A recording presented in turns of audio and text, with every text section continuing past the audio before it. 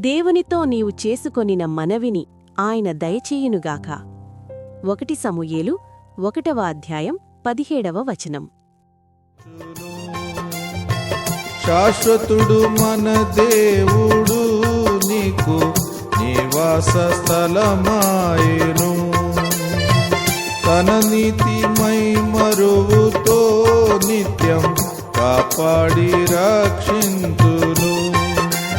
సమ్మోదముతో కృతజ్ఞతన్ యేసునే సేవింతును.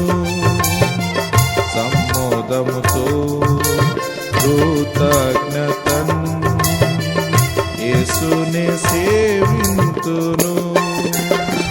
సర్వాధికారి ప్రభునగు